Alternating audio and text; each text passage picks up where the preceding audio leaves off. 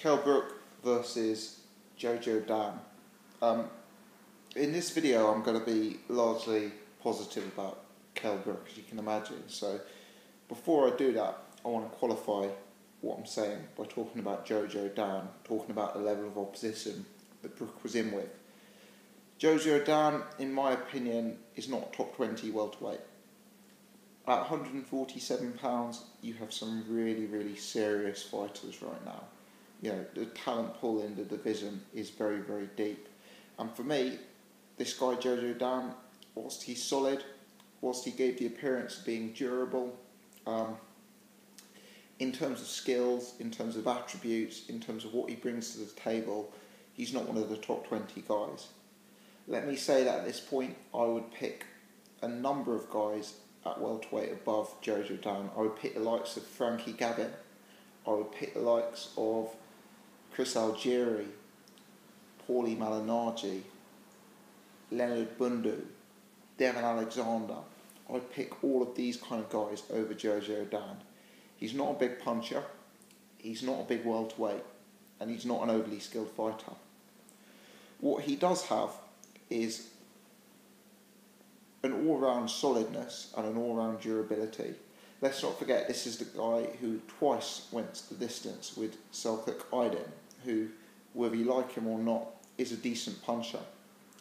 Last night, Kell Brook stopped him in 4 rounds, dropping him 4 times en route to his corner sort of pulling him out after the 4th round. I thought it was a very, very impressive performance from Kell Brook. Firstly, and most importantly, Kell Brook made it clear that he's not suffering any ill effects from the injury that happened as a result of the machete attack. His movement looked fine, his speed looked fine, his balance looked fine, and I think Kell Brook showed that he is pretty much back to his best with this performance. Now, what Kell Brook was able to do was land with regularity and land with impressive accuracy.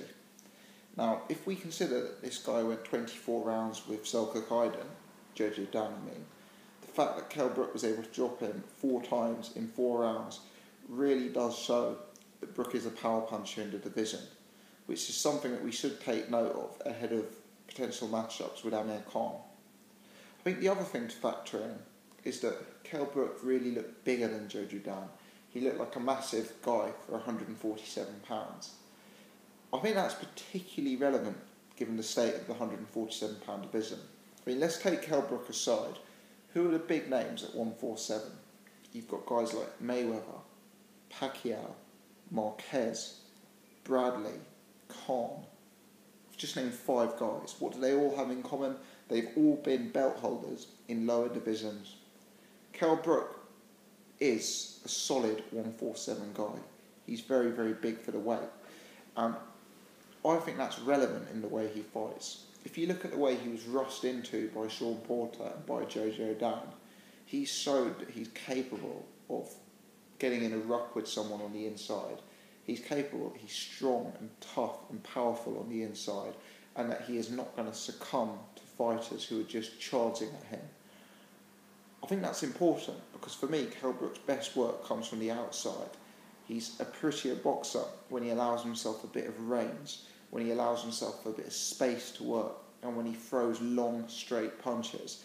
That's when he's at his best, but he won't allow himself to be manhandled and mauled on the inside by guys like Jojo Dan, by guys like Sean Porter. So I think Kell Brook's size is a real advantage given the way he fights. Now for me, his power really, really is elite level for £147.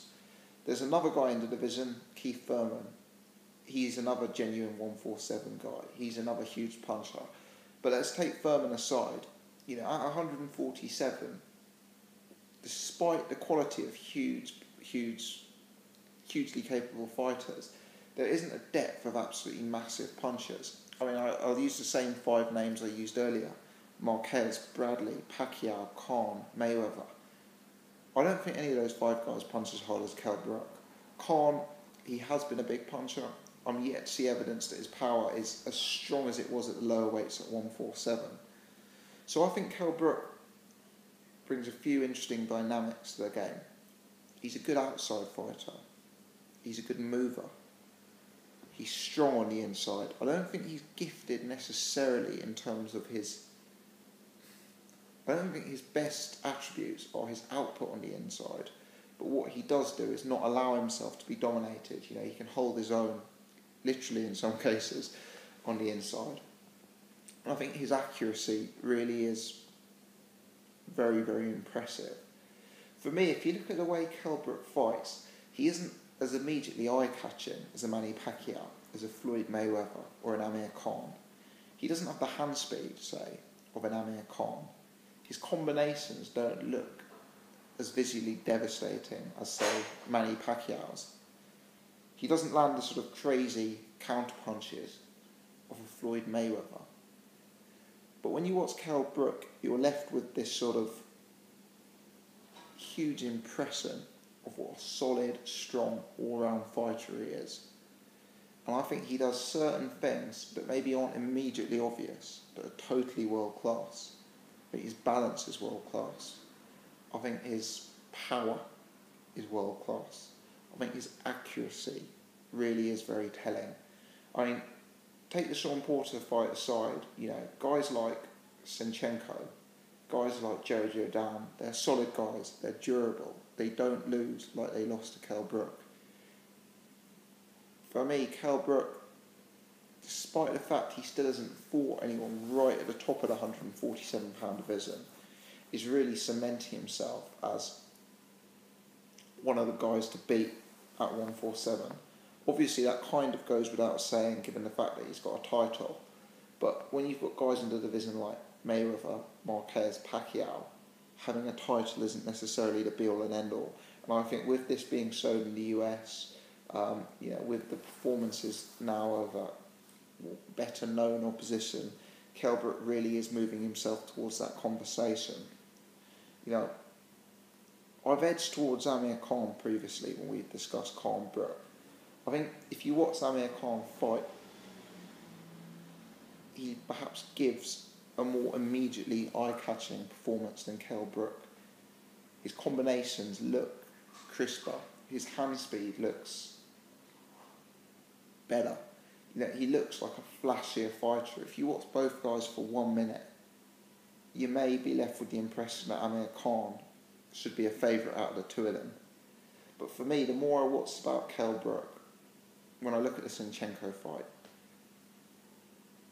when I look at the Sean Porter fight, now when I look at this Jojo Dan fight, his power, his accuracy,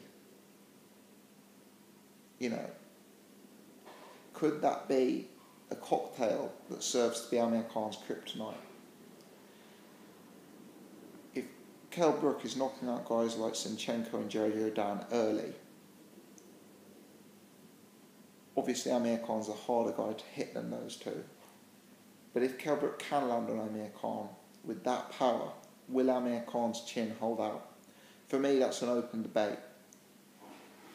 For me, at £147, this really is a 50-50 fight. But I was very impressed by Kell Brook. As I say, I qualified it at the start by saying there's a number of guys I would pick to beat Jojo Dan, and I maintain that.